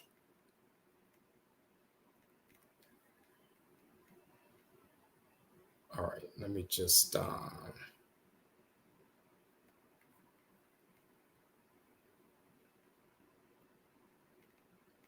And the final piece there, we just say the major dilemma that children of Akua face when they are out of harmony with her energy, and us in general, not just people who are children of Akua born on Akua Wednesday, but us in general, is manifesting emotional imbalance, which leads to rationalizing the ritualization of disorder. So, and thus the most extreme and perverse ritual practices without regard for their disastrous consequences. Pollution of their spirits, perpetuation of disorder, and so forth. So you can get into the position where she governs, ritual and so forth. She's the governess of ritual. You get out of harmony with the one who governs ritual, and then you start rationalizing the ritualization of disorder as opposed to ritualizing getting in harmony with divine order. You start engaging in disordered, imbalanced behavior and disorder, and then you begin to rationalize that, which therefore perpetuates that instead of perpetuating the kind of behavior and ritual that will bring order back into the community and yourself. And so you create more disorder within the community, because if you're engaged in certain ritual and it's disorder and it's creating disorder, and then you rationalize that and convince others, and they start participating in that, that's no different than someone going from eating, clean food, organic food and so forth. And someone said, why don't you try this new substance called cocaine or something else? And people are like, oh, maybe we need to try that. And then they began to rationalize the disorder. And the next thing you know, you have, thousands and thousands of people who are addicted to drugs and self-destructive and creating all kinds of disorder within the community in various different facets. So if you get out of harmony with this force in creation, then depending on what divinity you get out of harmony with, there's a certain expression of disorder that manifests. So just like if if there's a problem with the kidneys and the fluid balancing system, the way it manifests very often is swollen ankles, swollen wrists, swollen parts of the body and so forth. While if you get out of harmony with the divinity that governs the nervous system, Kweku Anansi, Awuku, Aku, Eshu, Legba, and so forth, it may manifest as, certain motor, derangement and so forth. Movements are limited, pain in the, parts of the body, the nervous system is disrupted. So depending on the mode of disorder, the region of the body or the aspect of the body that you've gotten out of harmony with, or out of alignment with, there's a specific expression of that disorder in that part of the physical body. When you get out of harmony with the divinity of force in creation, depending on the nature of that divinity and their role in creation, there's a specific expression of disorder that manifests, that when people see it, they're like, oh, they're acting this way, they must be out of harmony with Akua. Oh, he's acting this way, he must be out of harmony with Awusi. Oh, he's acting this way, he must be out of harmony with the deity Bena, and so forth. So, okay.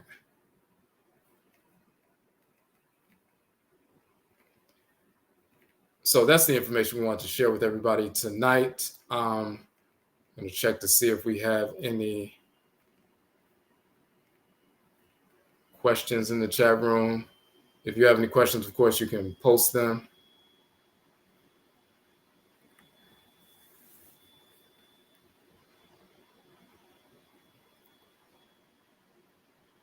Okay, so I've listened to information about law of attraction and manifesting. I'm trying to reconcile ancestral religion with it. They teach recognizing the God power within you and so on. That's because they don't know who the deities actually are. So just saying the God power within you that doesn't mean anything. People are children. The whites and offspring are not children of any divinity, so they can't speak on that. We are children of different forces in creation. Some people are children of a watery divinity. Some people are children of a fiery divinity. Just like some of your cells are children of the heart organ, a heart deity. Your spleen cells are children of the spleen deity. They have their own function. The liver cells are children of the liver deity. They have their own function. The pancreas cells are children of the pancreas deity or organ. They have their own function. And when they execute their function within their organ, their parent organ, they serve you, the great being, at the same time. So we are children of different forces in creation. We're designed to bring specific energy complexes into our community based on the divinity we are a child of. So when we know who that is, we operate in life accordingly. Our ritual song, ritual chant, ritual prayer, ritual meditation are in alignment with that force in creation. We stimulate that divinity's energy. We utilize it to execute our function in creation, as well as heal ourselves, purify ourselves, realign ourselves when we're out of order. And when we engage in that kind of ritual practice, when we invoke the forces in nature, evoke our ancestresses and ancestors who carry that energy in our clans, that's when you start, quote unquote, manifesting or magnetizing the kind of resources you need to you, because you're living in harmony with the order that you were placed in, that you were born in. Outside of that, when they just talk about magnetism and trying to influence people here and there are a lot of steps that they're missing, because number one, they can't communicate with any divinity. So they rely on, things like, if you have a crackhead who you give them a little money and they'll go steal something for you and bring it back to you, or you give them a little money or some drugs and they'll go listen in on somebody and tell you what the person said when they were on the phone and come back and so forth. When a discarnate spirit of somebody who was like that transitions and they're still a wayward spirit, you sacrifice something for them or give them a little offering in that spirit, and you direct them to go listen to somebody, or go to somebody's house and listen in when they're, speaking to somebody. This is what some unscrupulous people do, who engage in certain ritual work, and that spirit comes back and informs the person. And then the other individual later comes back and says, hey, I was talking on the phone the other day. And then you can tell them, oh, I know what you were saying. You were saying this, and that. And they'll think that you have some spiritual power, and you don't have any. You just direct, just like you can direct somebody physically to go stand by the door and listen and come back and tell you what happened. And you didn't have any spiritual power. You just told somebody to criminally eavesdrop on somebody. If that person transitions and they're a spirit and you're a little bit receptive, and you told that spirit, I'll sacrifice an animal for you and release that energy for you so you can drink from it, like no different than crack, a little burst of energy that happens when you kill an animal and release that energy. You're like, I'll kill an animal for you, release that energy so you can feed off of that for a few minutes. I'll do that for you. I'll give you that spiritual crack if you go and listen to this person spiritually and come back and tell me. And they do it, and then, you sacrifice the animal for them.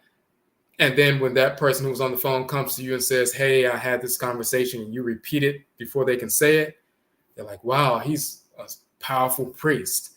I need to give him some money. He knows the ins and outs of the spirit world. And really, they don't. So some people, they'll tell you to manifest and do this and do that. You have some deceased relatives who are watching what you're doing, and they'll go and try to influence somebody to do something for you. So if you really want a loan for a house or a car, and you go into the loan office after talking about manifesting, you go to the loan office and your deceased relative is there, and they whisper in the ear of the loan officer, say yes, say yes, say yes. And the loan officer's like, normally I wouldn't do this, but I just get the feeling I should go ahead and let you have it. And they approve the loan. You didn't tap into any divine power. That's no different than if your relative was sitting there speaking physically to the person and they decided to listen to your relative and, go ahead and approve the loan. But since that individual is a spirit, a deceased spirit, they think these thoughts are their own and they go ahead and give it to you. You haven't tapped into any divine spiritual power. You haven't tapped into any divinity. You haven't tapped into anything. That's what they're really doing. They're talking about focusing and manifesting, and they're telling you all these rules, but they're really not tapping into anything. A discarnate spirit of a relative or a non-relative that may or may not help somebody out if they feel like it. They may feel like it, they may not. A homeless person may feel like helping you do something, or they may not that day. A discarnate spirit may decide to help you one time and put a bug in somebody's ear to help you do something, or the next day they may decide, I don't want to do that. So when they do it, then you say, look at the power of manifestation. I focused on it and it worked. And when they don't do it, you say, oh, I was just manifesting wrong. I got to do the ritual over again. So they're really not telling people what's really happening. So, okay. But within our own culture, we have the keys to that. When we invoke the spirit of the Ba or Bayat, that divine living energy that comes from Ra and Ra, the Creator and Creatress and so forth, that's the energy that builds a bridge to the forces in nature. Spirit possession happens, spirit communication happens. We get a dispensation from them, replenish our own energy, spiritual energy in our bodies and so forth, and then we can make things happen that are in harmony with divine order. We don't manifest things that are out of harmony with order, then you're not getting any assistance from any honored ancestor or ancestress when you're trying to engage in disorder. Then you're just operating on your own, or you're working with discarnate spirits who are wayward and destructive, like cancerous cells. Okay.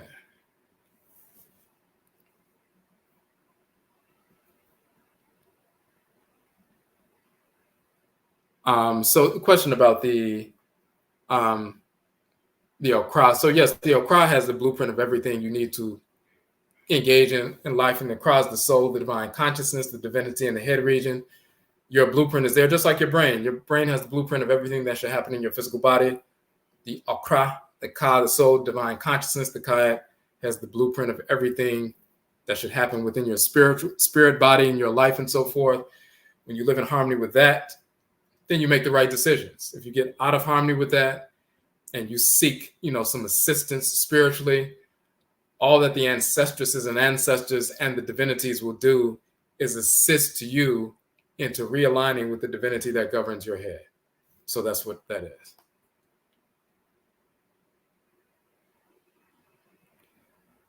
Okay, hold on one second. Okay, in the book dealing with the Akradin bosom on Awusi, that's in the first part of the section. Near the end, you'll see, you asked about the qualities children of Alsar be aware of. You'll see that in that section. Akradin bosom, actually it's volume 2, but in section 1, you'll find those qualities in there about, specifically related to Alsar Awusi.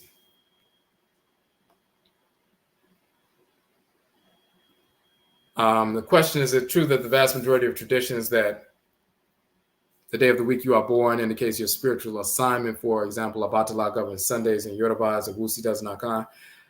It's different. So some groups don't have that specific structure. Some do. They have different ways of finding out, what divinity governs the head. Some have that specific agreement or arrangement with the Abosom. Some have a different arrangement. In the Igbo tradition, they have a 4-day week, and they have Arusi, which is their term for deities who are associated with the weeks, the 4 days of the week and so forth. But every group doesn't have the same thing. They have different ways to find out what divinity governs the head. The Akan and a couple other groups, based on their structures, have that, but some groups have a 6-day week that they focus on, some a 4-day week, Akan a 7-day week. They have different structures based on their needs. So it just depends on the culture.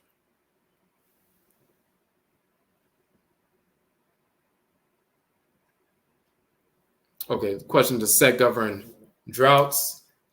He can govern that, as well as as well as, and when we talk about the red earth, that means like the red clay of Georgia and the red clay of Alabama and so forth, but also deserts in the extreme, that's also red earth as well. So, but when it comes to deserts, yes, he can deal with drought, but then there's also Sekhmet when she gets fired up and so forth and wages war, and they can use, the drought as well. And Ptah and Sekhmet operating at the core of Earth can deal with droughts as well because they have that fiery energy. So there's more than one divinity associated with the droughts, but that can be a weapon as well. You read stories in Kemet about when they're waging war against the enemy who's invading, and they'll use droughts to attack. So, okay, Yenny, I said that. You're welcome. I saw that. You said I appreciate the response. Okay, no problem. Okay, and we also want to show this. Let me switch this over right quick.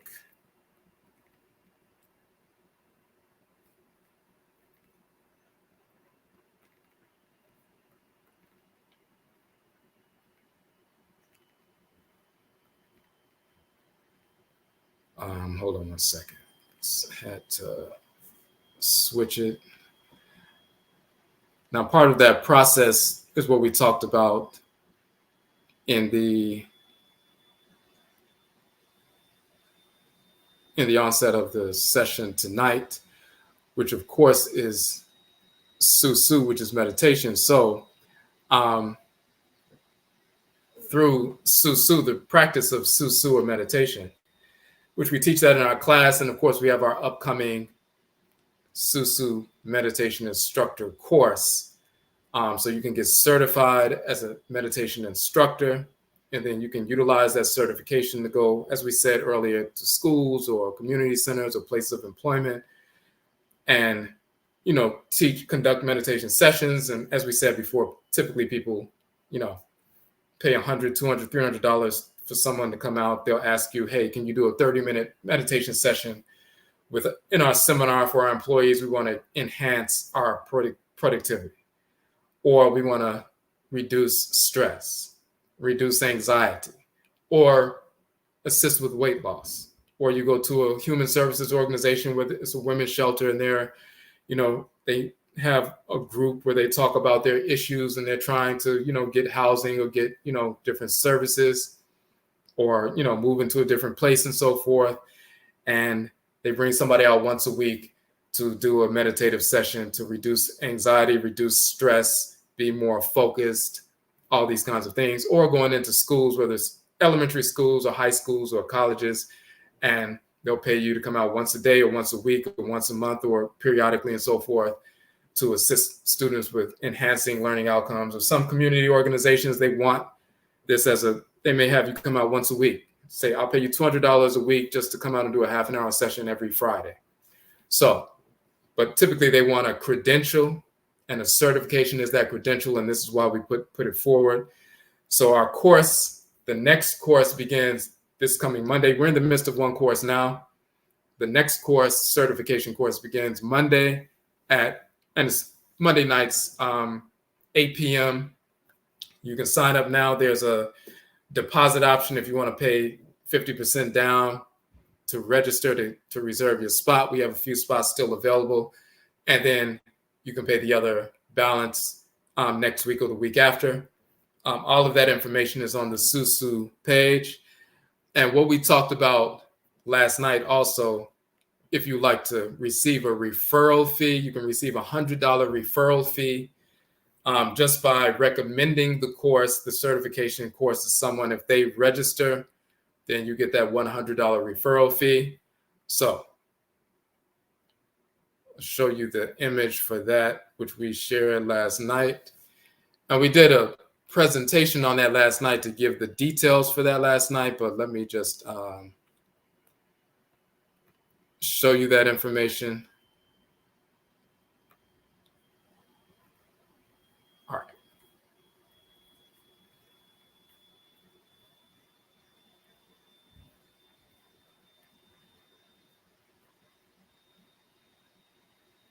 Okay, so as you can see, so our certification course is $399. It's basically $99 per week. And at the end, of course, you get the certification and you use that for employment for yourself. You can create your own business, entrepreneur.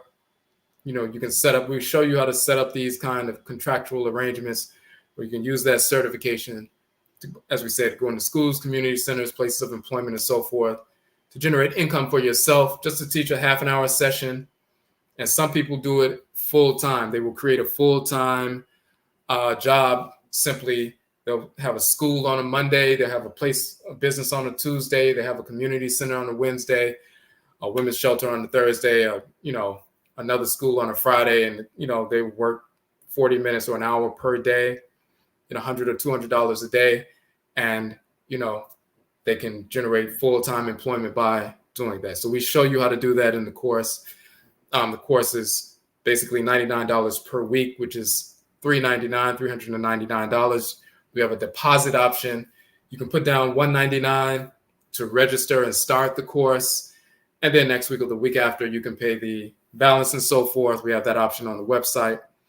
But we also created this offer for the people who follow us in our groups and on our email list, on our subscriber list and so forth, a referral fee. So if you refer someone, somebody who wants to, number one, become certified. It's open to Black people only, of course.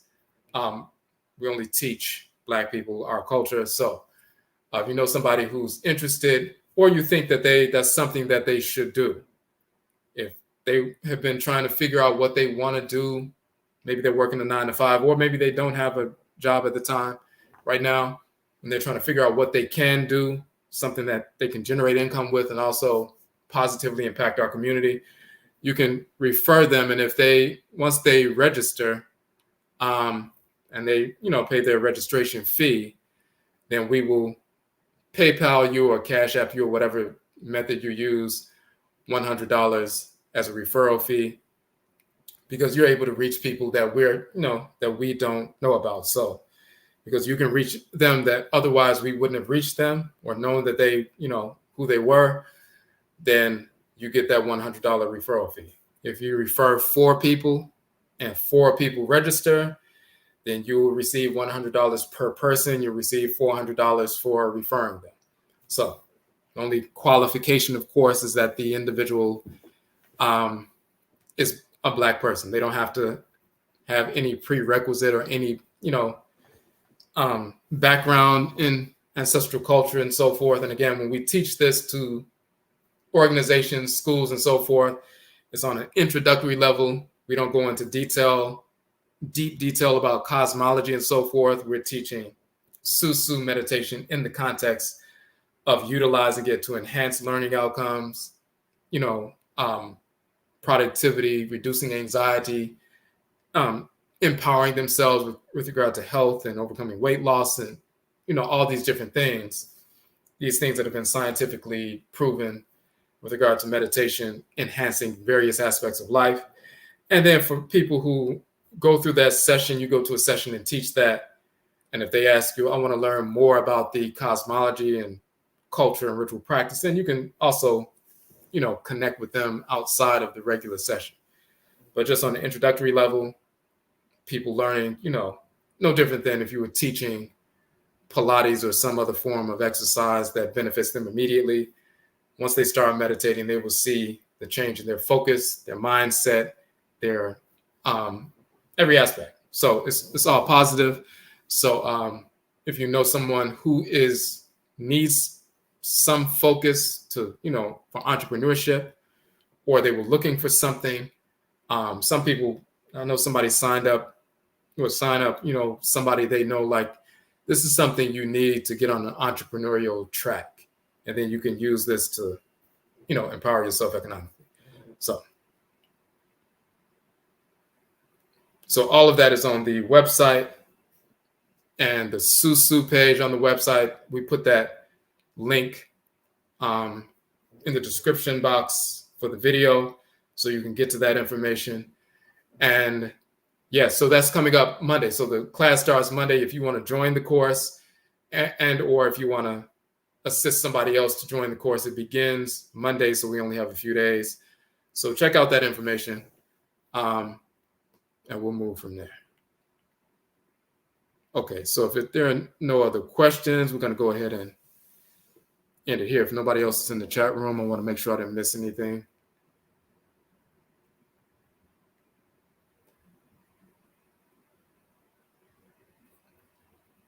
Okay, and when you look on our page, let me just show you the link to the page so you can see what some of the information looks like.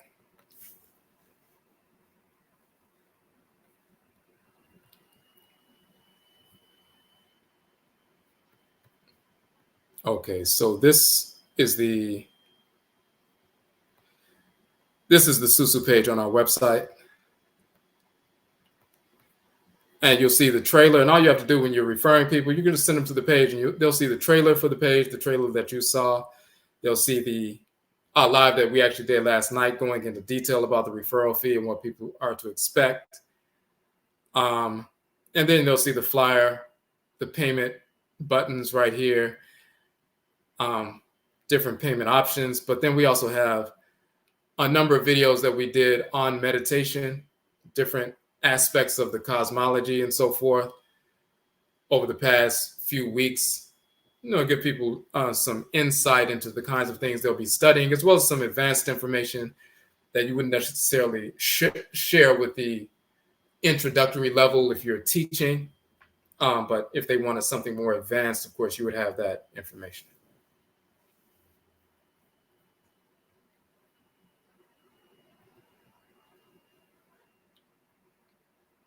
Okay, so the question, where do you start if you can't focus? So in fact, if you look on this page right here, so this is our page, and when you scroll up,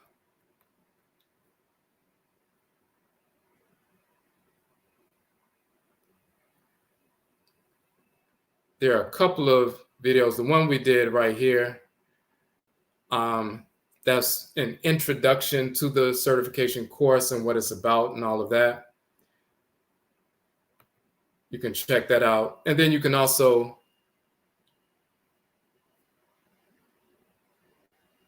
check out the Susuw Meditation and Effectuating Male-Female Sacred Balance.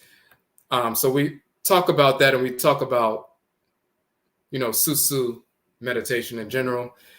And there are specific, approaches, and we use a specific approach. We did we addressed that in the video, one of the articles we published, and a basic ritual approach to meditation and, sitting down, breathing through the nose, all these different things, and counting the heartbeats and so forth, so you can focus internally.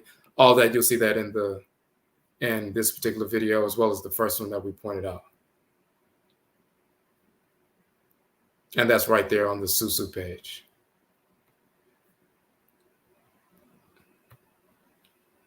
And let me put that. This is the link right here where that is. Put that in the chat room.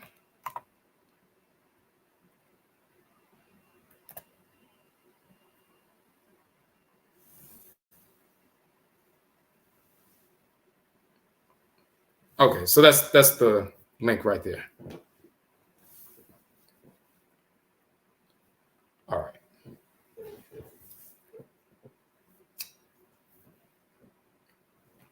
Okay, so yet I say we thank everybody for joining in with us. If you have any questions, of course, you hit us up via the email address or on our social media pages on Instagram, Facebook, and so forth. So yet I say we thank you for joining in, and Yebe Shabio, we will meet again.